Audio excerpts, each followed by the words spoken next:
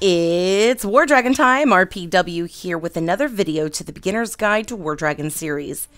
Now I'm pretty excited because I actually had a viewer reach out who requested for me to do some videos on flying dragons. So I am doing a 4-part series this month on Flying Dragons 101. This will be really great for those low-level players out there, so if you have any on your team, be sure to share this series with them. Now today is basically going to be the first one, the overview, but next week we're going to go over the flying warriors, then we're going to go over flying sorcerers the following week, and then the last week we will go over flying hunters, but I think that'll be a rather lengthy video, or I might have to split it into 2 sections.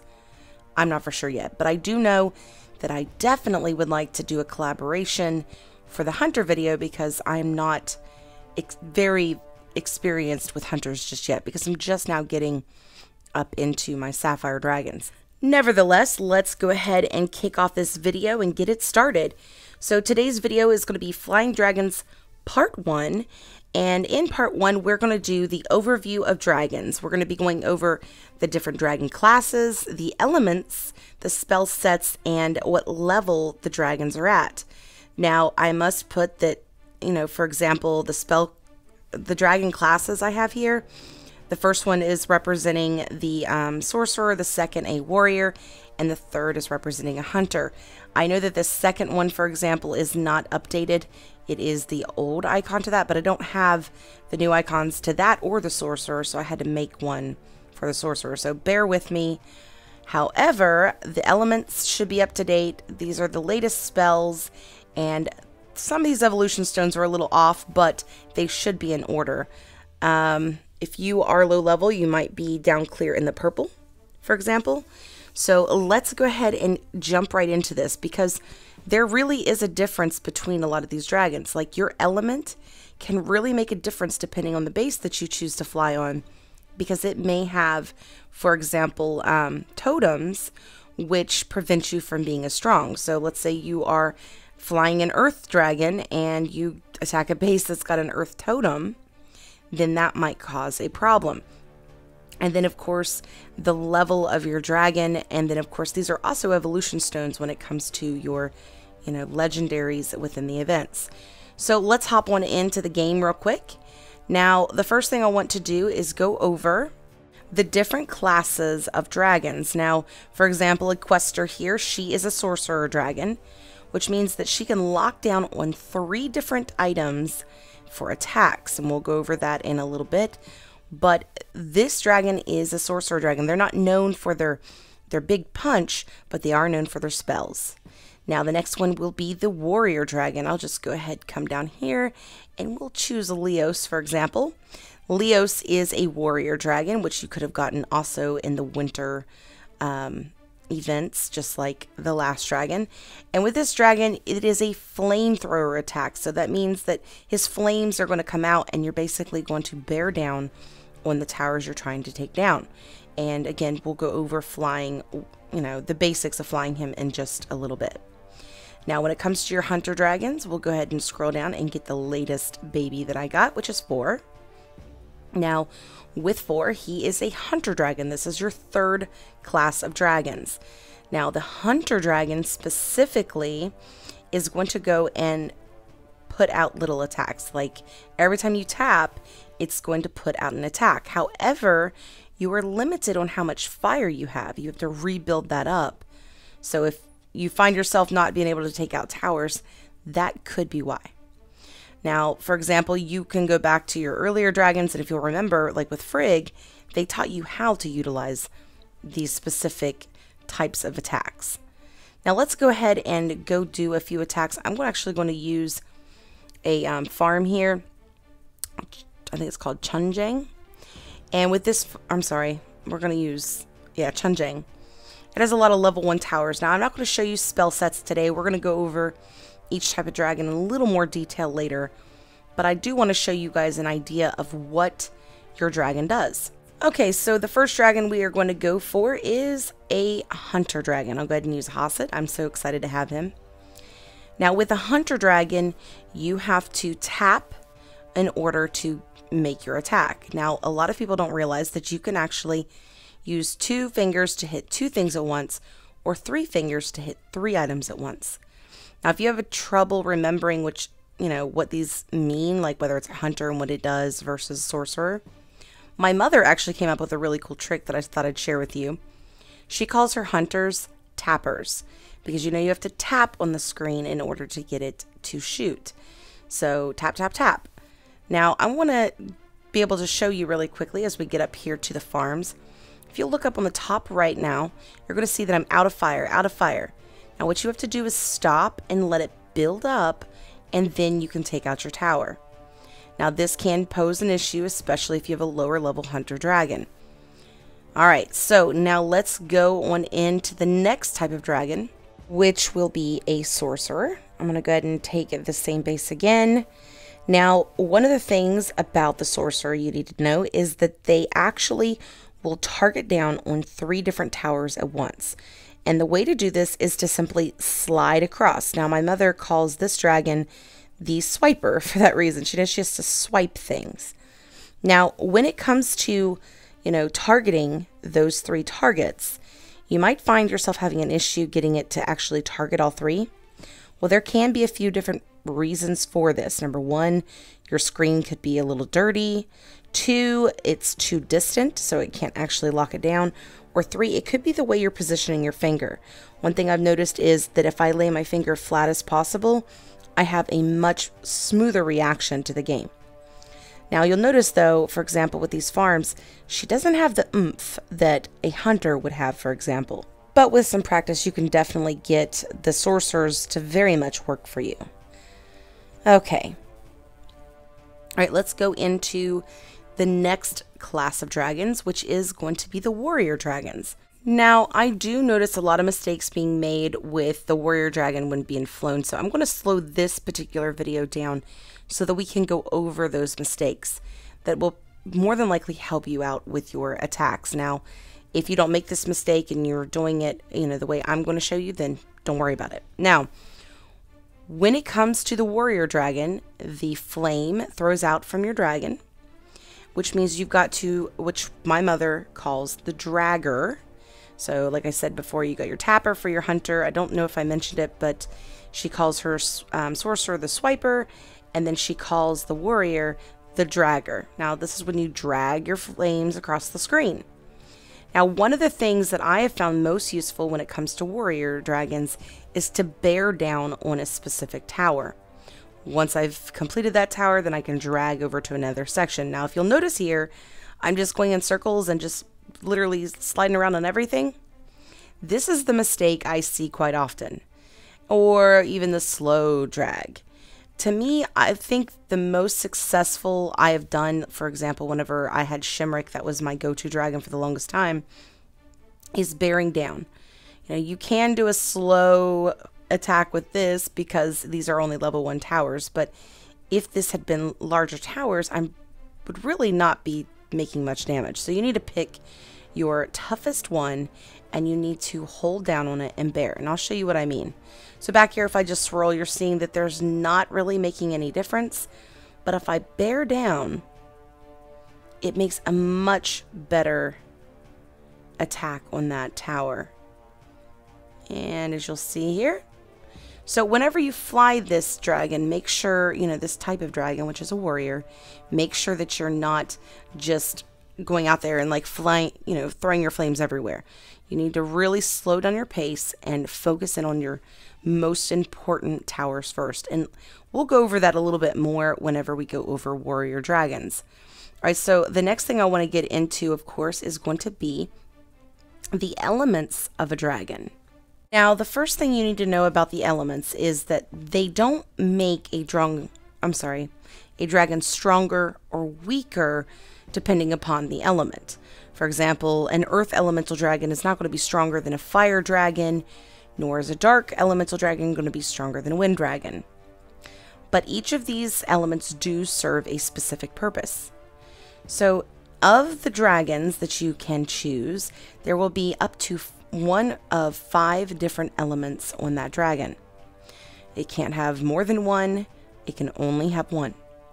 So for example, With Leos, he is a fire dragon and he is a warrior dragon, which means he throws flames, but his element is a fire.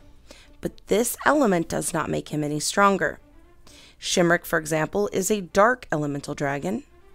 And then, of course, you have Equester, who is a wind, as well as the new dragon Coatl, and so forth. So in the game, just like earth, air, fire, and water, there's going to be earth, wind, fire, ice, and a fifth one, which is dark.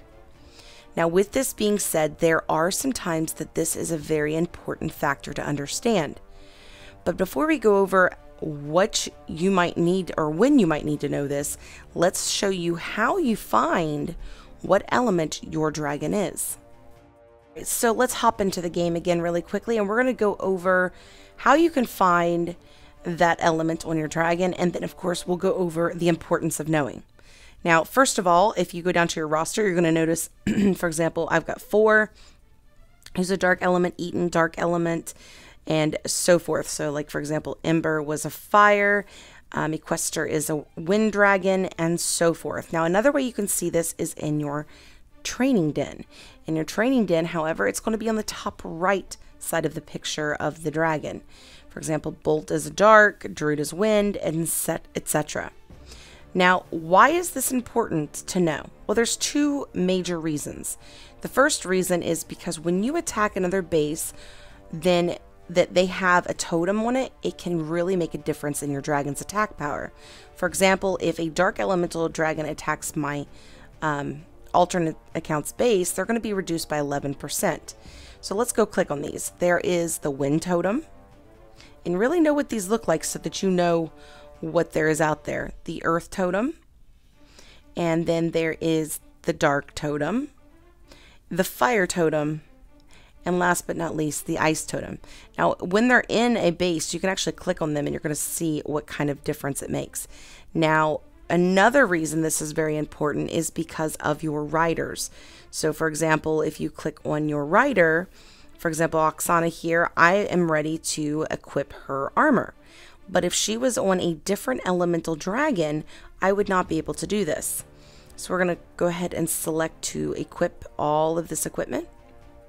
And whenever I get this all equipped, I'm going to be able to go show you guys why this is very important, that you keep an eye on what element your dragon is, especially when it comes to the riders.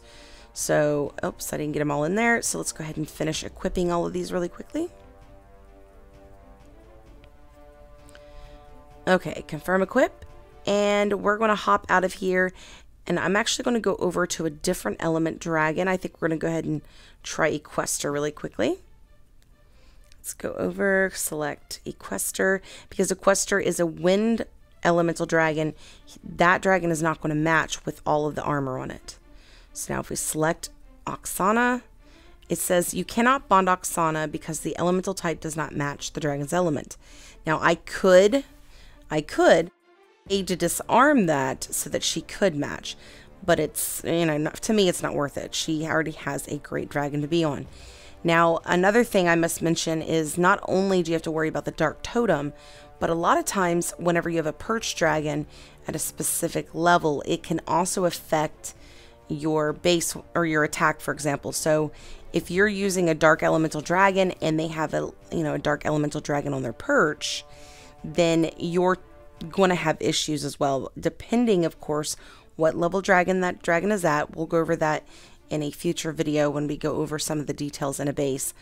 But certain level dragons, when they're on your perch, once you get your perch to a certain level, will affect your dragon's element if you come in there. So be sure to check that too. And it'll actually say it on the top left hand side of the screen when you go into an attack that you know, for example, any dark element is going to be reduced by this percentage. So just be sure to pay attention to that. Now remember, the element itself does not make your dragon any stronger or weaker. All right, the next thing we want to go over is going to be the spell sets. Now, spell sets really go with the rarity of your dragon. So let's go ahead and go into the Dragon's Den real quick and view dragons. All right, so in here, you're going to notice that there's a specific rarity of a dragon. For example, Frigg has no rarity. There's nothing with his name at all. And same with Hexed. If I click on Hexed and click Info, he does have 2 spells. Well, one's a spell and one is Resist. Now, if I go down to, for example, a rare dragon, he's pretty much always going to have 2 spell sets, whether it be 1 spell and 1 resist or whatever. Now, the next level up is going to be your epic level dragons, and they generally will have up to 3. All right, and then the next level up from epic is going to be, if we can go down here, a legendary dragon. Now, a legendary dragon will have 4 different spell sets generally. Now, when we go out of there, there is another one going up from there. Oops, get back in here. Which is, I gotta go into the hunters to show you the only one I have, a mythic dragon. Now, he has 4 spell sets as well, but you'll notice that with him, there's actually 4 spells. There's no resist. So I'm not for sure if they, if you get 5 in the future, but I do know, for example, with the mythic dragon in this event, there's only 4. Now, I think the difference between a legendary and a mythic is the type of spells. You're not getting a few measly ones or 1 great one and a few decent ones, but you're getting, 4 amazing spells. All right, with that being said, let's go over spell sets. Now, if you'll notice, I'm going to start with something small because most of my viewers are smaller level dragons. Let's go into my sorcerers. Luminarch. Okay, with Luminarch, she has 3 different abilities. These are what I call spell sets. And, of course, the first one is Lock 1 Attack, which is something we went over earlier. Then we have Summon Warrior.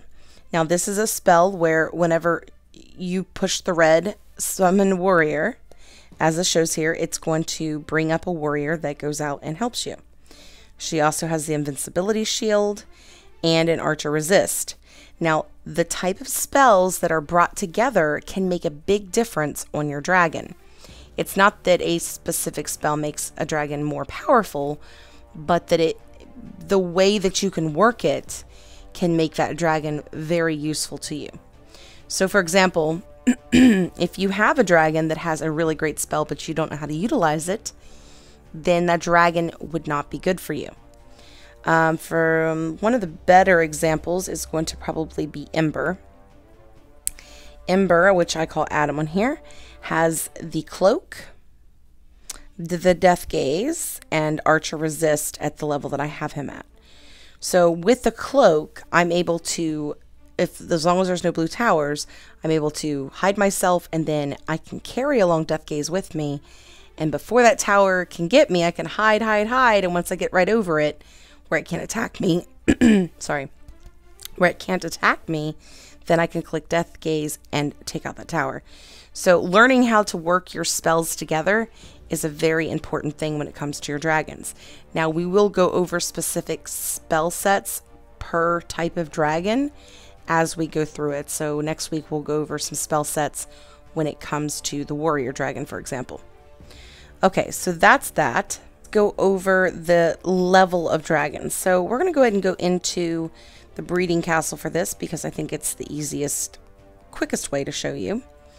Now, of course, there are evolution stones. However, it basically goes by tier. So you've got your red egg dragons, your purple egg dragons, your blue, your orange, your green, your gold, your platinum, sapphire, garnet, emerald, obsidian, harbinger. And more than likely there'll be some more coming in the future. I don't know when or how, but there's a big possibility that, as we grow, they will grow.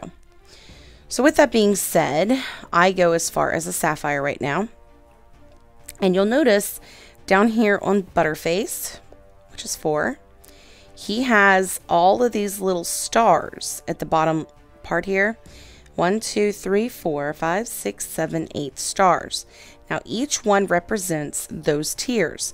Now he starts out as an orange level dragon, so the first evolution stone isn't going to be a red tier dragon, but instead it's going to be, if we go over to the, oh, sorry, wrong way. So he starts out as an orange tier dragon, which means his first stone you have to get is the green stone. And then you have to get the gold stone, and then the platinum stone, and you work your way up. Now, in that, or with that being said, the way to know what you are having to work on is the evolution map here. Now, I really wish that they would have a way to show you that you have something like maybe the little star glows or something so that you know what you have in the future. But I do know, for example, with 4, I have all of his stones. So in order to grow him up and put him in the future tier dragons, which means it would be a stronger dragon, you have got to evolve him. So unlike elements, the elemental class of a dragon or a type of dragon, whether it be a sorcerer or whatever, this does decide the strength of your dragon. So the higher level your dragon, the higher amount of its attack power and its health power. So that does matter. All right, guys, so that is basically the basics of dragons. And I think if you know these specific little things, then you're going to have a much better time understanding me in the upcoming videos over the course of, I'd say, the next month. So definitely keep checking back every week for that. Next week, we will, of course, be going over warrior dragons. Now, one of the things I do suggest is that everything that we went over today, go into the game and familiarize yourself with those if you're not already familiar. So go and look and see what your elements are on your dragons. Go see what type of dragons they are and practice using the different types of attack techniques. But again, next week we will go over a very specific technique for a very specific dragon, which will be the warrior dragon. And that will include utilizing spell sets. All right, that's it for today's video. If you have any questions, be sure to put that in the comments section below. And if you like my video, be sure to give me a thumbs up, subscribe to my channel, and sign up for notifications by hitting that bell. Happy hunting!